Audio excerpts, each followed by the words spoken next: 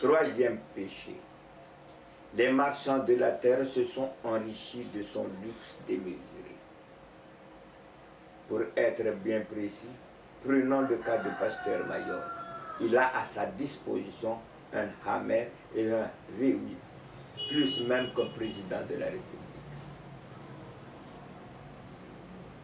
Pour y parvenir, le Vatican a procédé à plusieurs moyens. Comment? Le problème du vol de bœufs dans le sud de Madagascar. Avant de commencer, nous allons d'abord emprunter la parole du Sauveur en ces termes. Marc 4, verset 22. Voici ce qui est écrit.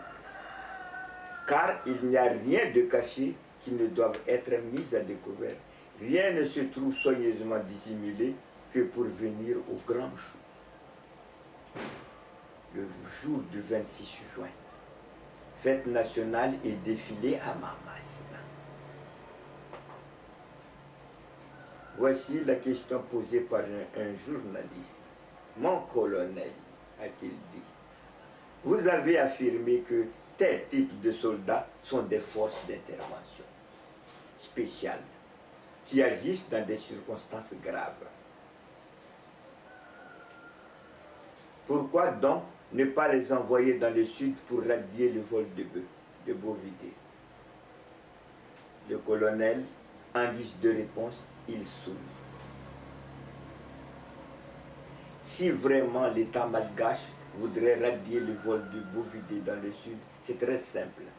Mettre un hélicoptère ou deux à la disposition de la gendarmerie du Sud. À vrai dire, c'est une institution bien établie, difficile à mettre en cause, quel que soit le gouvernement en place. Car voici ce qui est dit du Vatican. Qui est semblable à la bête et qui peut lutter avec elle? Apocalypse 13, verset 4. Voici encore la grande ville qui domine les rois de la terre. Apocalypse 13, 18. Pourquoi alors seulement les bovidés du sud l'intéressent autant? Voilà encore une belle question. Pourquoi les bovidés du sud intéressent le Vatican? Les bovidés du sud sont encore purement naturels. Voilà la réponse. Viande de première qualité, il n'y a pas de pareil dans le monde. Pourquoi donc ne pas les acheter à leurs propriétaires? Les gens du sud n'ont pas la coutume de vendre des bœufs pour leurs besoins quotidiens. Pour eux, c'est un honneur d'avoir plus que les autres. Ceux qui n'en ont pas ne sont pas dignes d'être hommes. Donc, pour satisfaire le besoin du Vatican, il faut les prendre par force à leurs propriétaires. C'est ce qui explique le vol de bovidés dans le sud de Madagascar. Encore d'autres problèmes. Comment expliquer le trafic des squelettes à Madagascar? À Madagascar, on trouve encore de bons squelettes qui ne sont pas encore abîmés par les produits chimiques, des conserves, des médicaments, apportés des aliments toxiques. Seuls les squelettes des pauvres sont bons pendant la transaction parce qu'ils ne se nourrissent encore des aliments encore naturels, purs.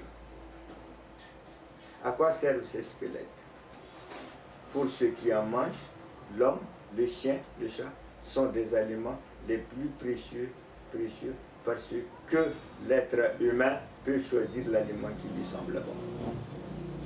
Ces aliments vont devenir sa chair et vont se concentrer dans ses os. C'est pourquoi il est bon à manger. Quant aux chiens et aux chats, ils dévorent ce qui reste de son propriétaire, les aliments bons. Ces squelettes vont être transformés dans les usines secrètes en ingrédients alimentaires pour rendre notre nourriture bonne à manger. Qui est derrière ce trafic illicite? Encore d'autres questions. Voici ce qui est écrit. La grande Babylone, la mère des impudiques et des abominations du monde. Elle est la mère des abominations du monde, le Vatican.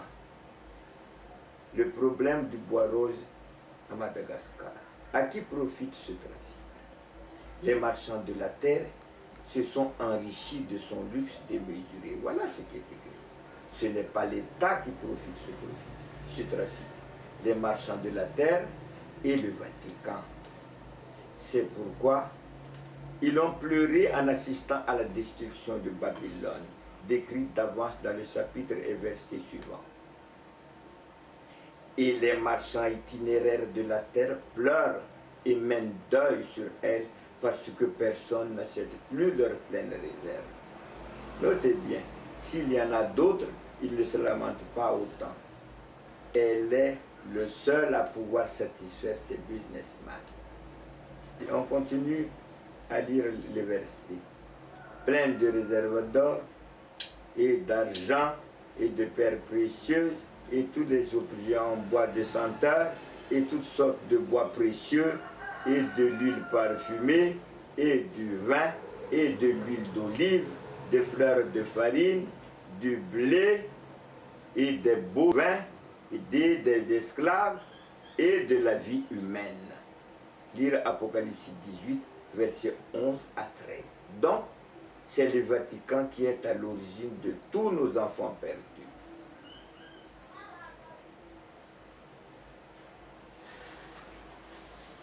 Pourquoi faire? Voilà encore d'autres questions. Les uns sont transformés en pièces détachées et vendus avec des prix préférentiels dans des grands hôpitaux du monde entier pour être greffés à des gens riches qui sont dans les besoins. D'autres vendus dans des pays qui en ont besoin pour être consommés. Voici ce qui est dit du Vatican, la mère des impudiques et des abominations du monde. Apocalypse 13, 5b. Le Vatican se cache derrière tout ce qui est louche.